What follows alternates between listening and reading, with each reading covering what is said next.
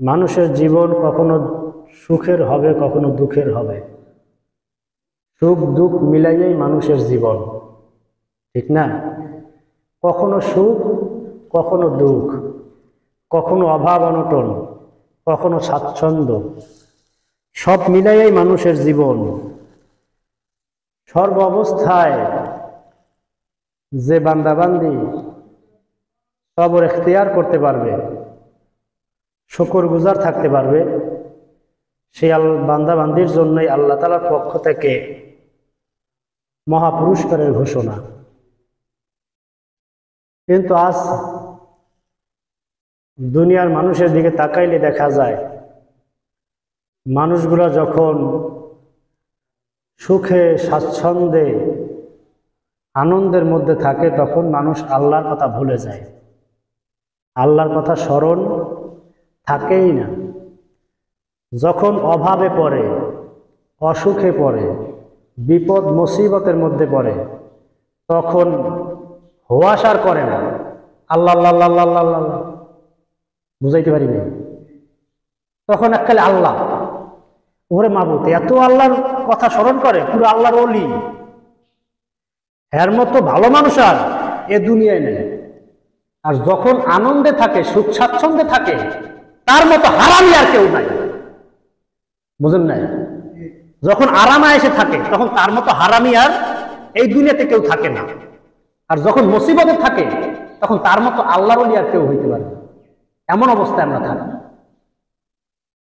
আল্লাহ তাআলাই কোরআনের মধ্যে সেই কথাটাই আল্লাহ বলেন, ওয়ালা ইন আযাকনাল ইনসান মিন্না রাহমাতুন সুম্মা নাযা'নাহা মিনহু ইন্নাহু লায়াউসুন কাফুর।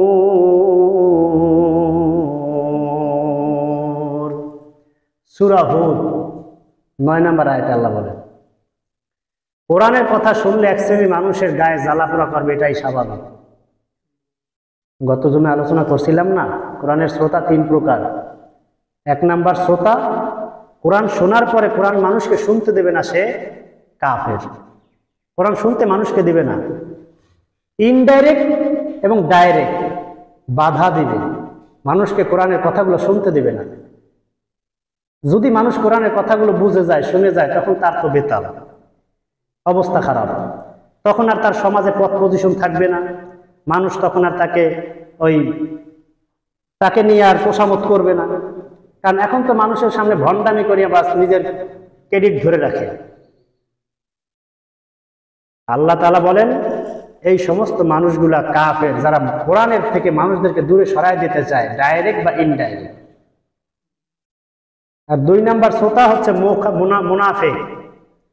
যখন তারা কোরআনের কথা শুনে, কোরআনের দিকে তাদেরকে আহ্বান করা হয়, আল্লাহর দিকে, রসুলের দিকে আহ্বান করা হয়, তখন তারা গেডি মোড়াই আরেক দিকে চলে যায়। আর ইমানদারের চরিত্র কি হবে? সামিআনা ওয়া আতানা, আমি শুনলাম, আমল করা শুরু করে দিলাম। যাই হোক, সে আলোচনা হয়েছে, কোরআনের হক কথা বলতেই হবে, তাতে যা হয় হোক। ইমানদার কখনো কিছু ভয় করে না, ইমানদার কখনো কিছু কি করে না, ভয় করে না। চাকরি থাকবে না যাবে, কে বেজার হইল, কে রাজি খুশি হইল, সেই দিকে ইমানদার তোয়াক্কা করে না। কারো ইমানের মূল্য 10 টাকা, কারো ইমানের মূল্য 100 টাকা, কারো ইমানের মূল্য 500 টাকা, কারো ইমানের মূল্য 1 কাপ চা, 1 মুঠ মুড়ি, 1 প্লেট খানা। বলে হুজুর তা কেমন? উদাহরণ নেন, আলোচনায় ঢোকার আগে একটু বুঝাইলেন। একটা লোক রাস্তা দিয়ে হাঁটতেছে, 10টা টাকা পড়িয়ে পাইছে, ডাক দিয়ে বলবে, এই টাকা পড়ছে কার? 10 টাকা নাও। ওই লোকটা যখনই 50 টাকা পাইছে, তখন আর কিছু কয় না, আস্তে লইয়া পকেটে ঢুকাইছে। তার ইমানের মূল্য কত? 10 টাকা। কারণ ওই 10 টাকা পর্যন্ত সে লোক সামলাইতে পারছে। যখন 50 টাকা পাইছে, আর কিছু নাস্তে পকেটে নিয়ে ঢুকাইছে। বুঝাইতে পারি নাই? কারো ইমানের মূল্য 100 টাকা, 100 টাকা পাওয়ার পর ডাক দিয়ে বলছে, ভাই 100 টাকা পাইছি, কার্ড নিয়ে যাও। যখনই 500 টাকা পাইছে তখন আস্তে চুপ, পকেটে ঢুকাই দিছে। তার ইমানের মূল্য 100 টাকা। কারো ইমানের মূল্য 1 কাপ চা, 1 কাপ চা খাওয়াইছে, হক কথা সে বলবে না, তার পক্ষে ছাপাই গায়ে যাবে। সে যত ইসলাম বিরোধী কার্যকলাপ করুক না কেন, সে শরীয়তের বিরুদ্ধে চলুক না কেন, তার সুন্দর লেপ দিয়ে হ্যাঁ টিস টিস টিস টিস টিস টিস তেল মেরে ভরবে। কথা বোঝেন নাই? কথা বোঝেন নাই? লিপ দিয়ে চলবে।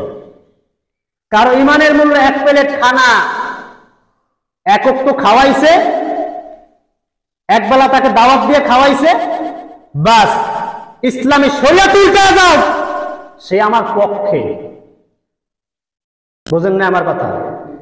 সে আমাকে খাওয়াইছে একবেলা, সে ইসলামের বিরোধী, আল্লাহ বিরোধী, রসুল বিরোধী, কোরআন বিরোধী যা কিছু বলুক তা সব জায়েজ।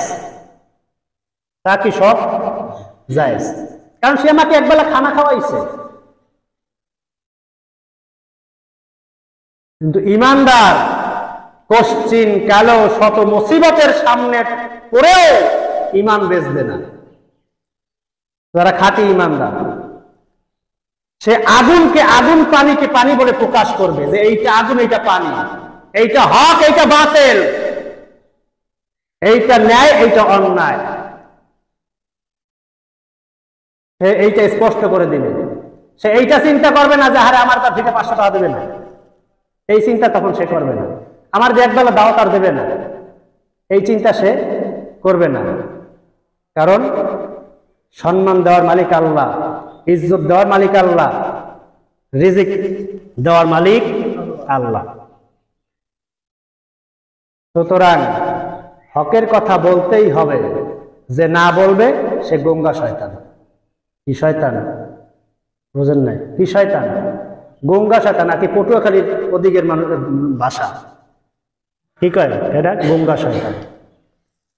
যাই হোক, আল্লাহ তাআলা সূরা হুদের 9 নম্বর আয়াতের মধ্যে বলেন, ওয়ালা ইন আযাবনাল ইনসান মিন্না রাহমাতুন, যখন আমি আল্লাহ তাআলার পক্ষ থেকে তাদেরকে রহমত আস্বাদন করাই, বান্দা বান্দীদেরকে আমি আল্লাহ তাআলার পক্ষ থেকে যখন রহমত আস্বাদন করাই, নিয়ামত ভোগ করাই, আল্লাহ তাআলা বলেন সুম্মা নাযানাহা মিনহু, অতঃপর যখন আমি আল্লাহ তাআলা তার থেকে নিয়ামতটা ছিনায় নেই, নিয়ামতটা কারিয়া নেই, রহমতটা তার থেকে উঠায় নেই, ওয়া ইন্নাহু লায়াউসু কাফুরা, তখন ওই বান্দা হতাশ হয়ে যায়, নিরাশ হয়ে যায়, অকৃতজ্ঞ হয়ে যায়।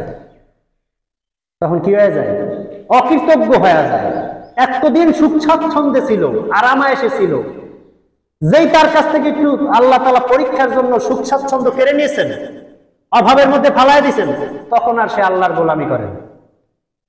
তখনই নাশকর বান্দা হয়ে যায়, অকৃতজ্ঞ হয়ে যায়। আল্লাহ তাআলা 10 নম্বর আয়াতের মধ্যে বলেন, ওয়ালা ইন আযাকনাহু নামা বা'দা যাররা মাসাতহু লায়াকুলান্না যাহাবা সাইয়্যাতু আন্নি ইন্নাহু লাফারিহু ফাকুর। সূরা হুদের 10 নম্বর আয়াত। আল্লাহ বলেন, ওয়ালা ইন আযাকনাহু নামা, আমি আল্লাহ তাদেরকে ধন সম্পদ দান করলাম, নিয়ামত দান করলাম, আমি আল্লাহ তাআলা তাদেরকে রহমত দিলাম, বাদা যাররা মাসাতহু, আমি আল্লাহ তাআলা যখন তাদেরকে এই নিয়ামত ভোগ করাবার পর তাদেরকে দুঃখ দুর্দশা অভাব অনটন দিলাম, তখন আল্লাহ বলেন লায়াকুলান্না যাহাবা সাইয়্যাতু আন্নি, অবশ্যই তারা বলবে আমার থেকে মুসিবত দূর হয়ে গেছে। বিপদ আপদ, মুসিবত, দুঃখ কষ্ট দেওয়ার পর যখন আমি আল্লাহ তাকে নিয়ামত দেই, তখন কয় আহ বাসি, সব দূর হয়ে গেছে। আল্লাহ তাআলা বলেন ইন্নাহু লাফারিহুম ফাকুর, তখন তারা আনন্দ উৎফুল্ল হয়ে যায়, তারা অকৃতজ্ঞ হয়ে যায়, অহংকারী হয়ে যায়, তখন তারা দম্ভ করে সমাজের মধ্যে চলাফেরা করতে থাকে। আল্লাহ তাআলা বলেন ইল্লাল্লাযীনা সাবারু, নিশ্চয়ই যারা ধৈর্য ধারণ করে ধৈর্যশীল হয়, ওয়া আমিলুস সলিহাত ধৈর্য ধারণ করিয়া নেক আমলে জিন্দেগি গঠন করতে থাকে। আল্লাহ বলেন উলাইকা লাহুম মাগফিরাতুন, আমি আল্লাহ তাআলা তাদের জন্যই রাখছি ক্ষমা, ওয়া আজরুন কাবীর এবং তাদের জন্য আছে মহা পুরস্কার। মুফাসসির কেরাম আয়াতের ব্যাখ্যায় বলেন, হে দুনিয়ার ইমানদার মুসলমান আল্লাহর বান্দা বান্দীরা, দুই মানুষের দুইটা চরিত্র। এক নাম্বার চরিত্র মুসলমান ইমানদার যত মুসিবতে পড়ুক, যত অভাব অনটনের মধ্যে পড়ুক, বান্দা বান্দী ধৈর্য ধারণ করবে। কি করবে? ধৈর্য ধারণ করবে, সবর ইখতিয়ার করবে, যা হবে হবে, ধৈর্য ধারণ করে থাকবে। দুই নাম্বার চরিত্র বান্দা বান্দী আল্লাহ তাআলাকে ভুলবে না, আল্লাহর শুকর গুজার বান্দা থাকবে, আল্লাহ তাআলার ইবাদত গুজার বান্দা থাকবে।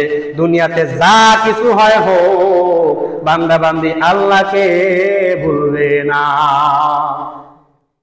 কি বলবে না? আল্লাহকে ভুলবে না। সে কখনো হকের কথা ছাড়বে না, সত্য কথা বলবে, জীবন যায় যাও। হে দুনিয়ার ইমানদার, শত মুসিবতের মধ্যে পড়িয়া বান্দা বান্দা আল্লাহ তাআলাকে ভুলবে না, ধৈর্য ধারণ করবে। তার বুকের উপরে গুলি ঠেকানো হবে, মুসিবতের মধ্যে ফেলানো হবে, পথ প্রতিশোধ কেড়ে নেওয়া হবে, তার ধন সম্পদ কেড়ে নেওয়া হবে, সুখ স্বাচ্ছন্দ্য কেড়ে নেওয়া হবে, আনন্দ উল্লাস তার থেকে দূরে সরিয়ে দেওয়া হবে, তাকে মুসিবতের মধ্যে ফেলাইয়া দেওয়া হবে। তারপরও সে অটল হবে না, টলবে না, ঈমানের উপর ইস্তেকামাত থাকবে, হকের উপরে থাকবে। পয়গম্বর আইয়ুব আলাইহিস সালাতু ওয়াস সালাম ঘটনা সবাই জানেন। আল্লাহ পাক রব্বুল আলামিন তাকে কি পরিমাণ ধৈর্যের পরীক্ষা করছেন, কি পরিমাণ ধৈর্যের পরীক্ষা আল্লাহ তাআলা পয়গম্বর আইয়ুবকে করছেন। এর দুনিয়ার ইমানদার, এমন কোন মুসিবত নাই যা পয়গম্বর আইয়ুবকে আল্লাহ তাআলা পরীক্ষা করেন নাই। এতটাই মুসিবত দান করছেন, সারা শরীরটা পচে গেছে, পোকামাকড় কটকট কটকট করে কামড়ায়। লম্বা ঘটনা, সবাই ঘটনা জানেন। হে দুনিয়ার ইমানদার, পয়গম্বর আইয়ুবের সারা শরীর পচিয়া দুর্গন্ধ বের হয়। তার স্ত্রী, একাধিক স্ত্রী ছিল, সব স্ত্রীগুলো তালাক দিয়ে তাকে চলে গেছে। একমাত্র বিবি রহিমা ছাড়া সব সন্তানাদিরা তাকে থেকে দূরে চলে গেছে। আত্মীয় স্বজন পাড়া প্রতিবেশীরা শরীরের দুর্গন্ধ সহ্য করতে পারে না, পয়গম্বর আইয়ুবকে নিয়ে দূরে জঙ্গলের কিনারায় ফালা রাখছে, এলাকার মধ্যে রাখে নাই। আত্মীয় স্বজন হারা, ছেলে সন্তান হারা, বন্ধু বান্ধব হারা এবং লোকালয় থেকে বের করে দিছে, এলাকার মানুষরাও তাকে রাখে নাই। এত মুসিবতের মধ্যে পড়িয়াও পয়গম্বর আইয়ুব আল্লাহকে ভুলে নাই। হঠাৎ একদিন রহিমা বাড়ির মানুষের বাড়িতে কাজের জন্য গেছে, কাজ করিয়া কিছু পায়, সেটা নিয়ে খাইয়া তারপর জীবন যাপন করে। হঠাৎ একদিন জিবরাইল আমিন আসিয়া হাজির, ডাক দিয়ে আস্তে করে পয়গম্বর আইয়ুবকে সালাম দিলেন, আসসালামু আলাইকুম ওয়া রাহমাতুল্লাহ। পয়গম্বর আইয়ুব সালামের জবাব দেয় না, আবার দ্বিতীয়বার সালাম দিলেন, আসসালামু আলাইকুম ওয়া রাহমাতুল্লাহ।